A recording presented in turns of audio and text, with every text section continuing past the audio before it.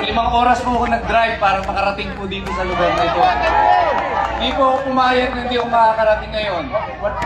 Una po, nag-desisyon sana ako na manunod na lang ako sa cellphone, sa TV, abang ako na lang yung news. Pero nung nadinig ko yung testimonya po ni Congressman Mike Defensor, na si Guteza ay nakadetine sa hindi maalamang lugar. Ang kanyang pamilya ay itinakas na.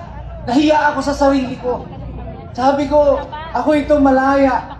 Tapos uupo ako sa bahay ko, manunood ako.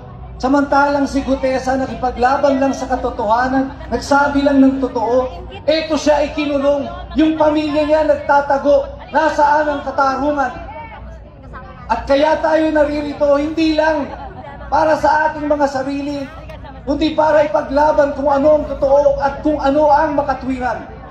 Noong 1986, nung unang pinatalsik ng mga mamamayan ang tatay, itong ating nakaupo ngayon, diyan sa Malacanang. Ako po ay 16 years old lang noon. Gustong-gusto kong pumunta rito, sumali sa EDSA.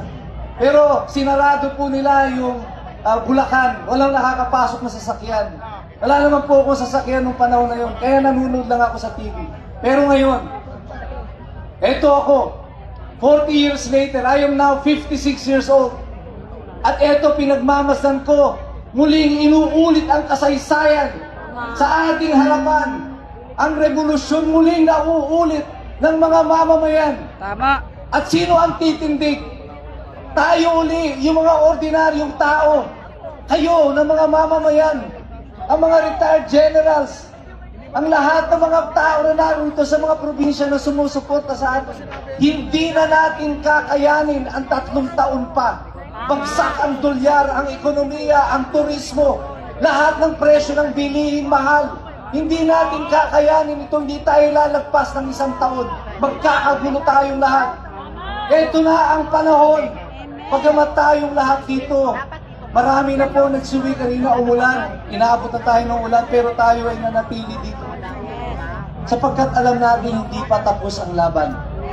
Hanggang naririyan pa, nandito tayo. At lalaban tayo hanggang matapos ito. Noong 1896, nag-umpisa po ang revolusyon ng Pilipinas. Si Andres Bonifacio tumindig sa liwasan, pinunit ang kanyang sedula. Hudyat ng revolusyon ng Pilipinas noon. At sa kanyang pagtataas ng kamay, isinaboy niya ang kanyang sedula at sinabi niya sa kanyang mga kababayan, ang kanyang hudyat, sugod. Ang sabi niya, sugod. Ngayon, uulitin natin yan. Sabi nila, konti na lang kayo. Sabi nila, hindi kayo tatagal. Sabi nila, mag-uuwian kayo. Sabi nila, mamamatay ang apoy sa puso ninyo. Sabi nila, bukas maghahanap kayo ng kakainin nyo. Makakalimutan nyo ang testimonya ni Connie Guteza at ang lahat pa ng mga tao na lumalaban dito sa administrasyon na ito. Pero sabi natin, ang apoy sa puso natin hanggang ngayon lumalagablab. At sa aking hudyat, sa pagtataas ng aking kamay, sabay-sabay tayong sisigaw. Kaya ba natin yun? Ang isisigaw natin sa pagtaas ko ng aking kamay, sugod. Sige nga, testing nga. 1, 2, 3. Sugod! Hindi po sogo, ha? Sugod. At kapag sumigaw kayo ng sugod, kailangan yung talagang gigil na gigil kayo. Yung para bang nahuli nyo yung mister nyo papasok sa beer house. Hay! Nakita nyo yung nangutang sa inyo ng 10 taon na hindi kayo binabayaran. Biglang sumulpot. Diba? Hay! Yung utang mo! Ganyan ang ating sigaw. Ulit, sabihin natin. 1, 2, 3. Sugod!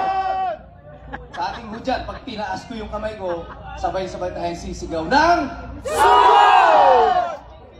Malacanang! Malacanang!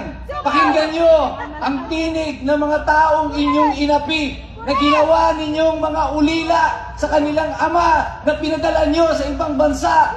Ngayon, gabing ito, sumisigaw ang taong bayan!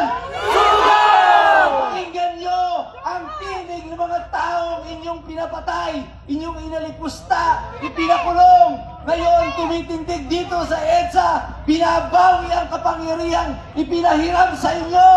Pakinggan nyo ang sigaw ng mamamayang Pilipino! Sumaw! Sumaw!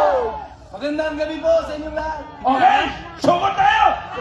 Handa ba tayo sumagot? Handa ba tayo? Eh, wala namang kumikilos eh. Handa ba tayo?